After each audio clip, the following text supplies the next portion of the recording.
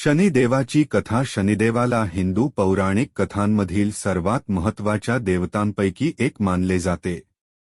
तो न्यायाचा देव म्हणून ओळखला जातो आणि लोकांना त्यांच्या कृत्यांबद्दल मिळालेल्या पुरस्कार आणि शिक्षेसाठी तो जबाबदार असल्याचे म्हटले जाते. शनिदेवाची कथा एक मनोरंजक आहे, धडे आणि नैतिकतेने भरलेली आहे जी आपल्या दैनंदिन जीवनात लागू केली जाऊ शकते. हिंदू पौराणिक कथेनुसार शनिदेवाचा जन्म सूर्यदेव आणि त्यांची पत्नी छाया यांच्या पोटी झाला. तो मृत्यूचा देव यमाचा धाकटा भाऊ होता. तथापि त्याच्या भावाप्रमाणे शनिदेवाचे इतर देवतांनी स्वागत केले नाही. हे त्याचे कारण होते, जे गड आणि अंधकारमय असल्याचे म्हटले जाते आणि कठोर न्यायाधीश म्हणून त्याची प्रतिष्ठा होती. शनिदेवाच्या जन्माची कथा अशी आहे. एकेकाळी सूर्यदेव छायाकडे आकर्षित झाले होते, जी तिच्या सौंदर्य आणि कृपेसाठी प्रसिद्ध होती. तथापि छायाला सूर्यदेवामध्ये रस नव्हता आणि त्याऐवजी भगवान शिवाचे आशीर्वाद मिळविण्यासाठी ध्यान करण्याचा निर्णय घेतला. तिच्या ध्यानादरम्यान तिने स्वतःची एक सावली तयार केली, जी छाया यांचे नाव बनली. सूर्यदेवने छायाला छायाची सावली समजली आणि तिच्यासोबत एक मूल झाले. हे बालक शनिदेव होते. जसजसे शनिदेव मोठे झाले तसतसे ते त्यांच्या कठोर आणि क्षमाशील स्वभावासाठी ओळखले जाऊ लागले. अगदी छोट्याशा चुकांसाठीही तो लोकांना शिक्षा करायचा आणि या कारणास्तव अनेकांना त्याची भीती वाटायची. तथापि एक व्यक्ती होती जी शनिदेवाला घाबरत नव्हती, त्याची आई छाया. छाया शनिदेवावर बिनशर्त प्रेम करत होती आणि तिचा कठोर स्वभाव त्याचा दोष नाही हे तिला माहीत होते. तिचा असा विश्वास होता की त्याला त्याच्या व्यक्तिमत्वाचा वारसा त्याचे वडील सूर्यदेव यांच्याकडून मिळाला आहे. शनिदेवाशी इतर देवतांचे वैर असूनही छाया नेहमी आपल्या मुलाच्या पाठीशी उभी राहिली आणि आवश्यक तेव्हा त्याचे रक्षण केले.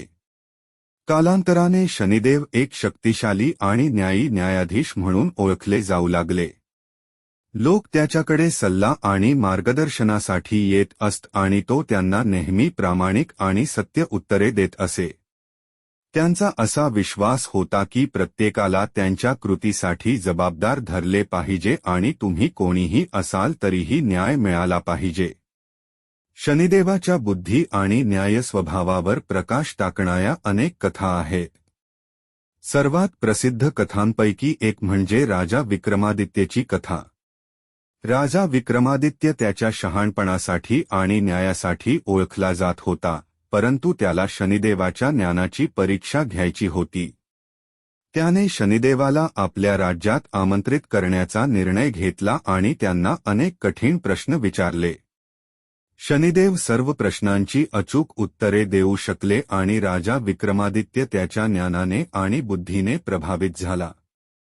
दुसरी प्रसिद्ध कथा म्हणजे शनिदेव आणि भगवान हनुमान यांची कथा. भगवान हनुमान एकदा शनिदेवाच्या राज्यातून जात असताना त्यांना शनिदेवाने अडवले. शनिदेवाला हनुमानाला धडा शिकवायचा होता, म्हणून त्याने आपला पाय ठेवला. शनिदेवाने आपला पाय हनुमानाच्या समोर ठेवला, त्याचा मार्ग अडवला. हनुमान हा शक्तिशाली आणि निर्भय देव असल्याने मागे हटला नाही.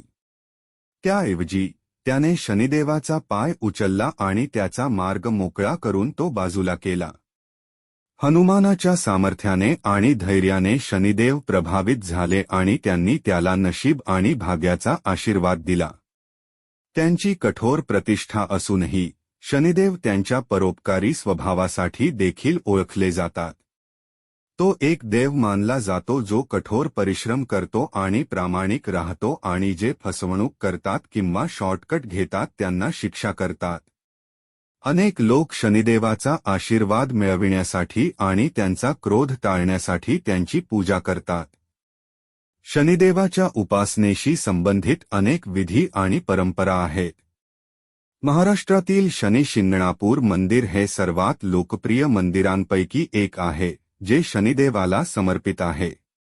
असे म्हटले जाते की मंदिर अद्वितीय आहे कारण त्याला कोणतेही दरवाजे किंवा कुलूप नाहीत, कारण लोकांचा असा विश्वास आहे की शनिदेव स्वतः मंदिराचे आणि त्याच्या भक्तांचे रक्षण करतात. आणखी एक लोकप्रिय परंपरा म्हणजे शनिवारचा उपवास, जो शनिदेवाची उपासना करणारे अनेक लोक करतात. शनिवारी भाविक धान्यापासून बनवलेले कोणतेही अन्न खाणे टाळतात आणि त्याऐवजी फक्त फळे आणि भाज्या खातात. हे तपश्चर्या म्हणून आणि शनिदेवाचा आशीर्वाद घेण्यासाठी केले जाते. शनिदेवाची कथा ही आपल्याला आपल्या जीवनातील न्याय आणि प्रामाणिकपणाचे महत्त्व शिकवते. शनिदेव हा एक देव आहे जो कठोर परिश्रम आणि प्रामाणिकपणाचे फळ देतो आणि जे फसवणूक करतात किंवा शॉर्टकट घेतात त्यांना शिक्षा करतात. त्याच्या शिकवणींचे पालन करून आणि प्रामाणिक आणि न्याय्य जीवन जगून आपण त्याचे आशीर्वाद मिळवू शकतो आणि त्याचा क्रोध टाळू शकतो.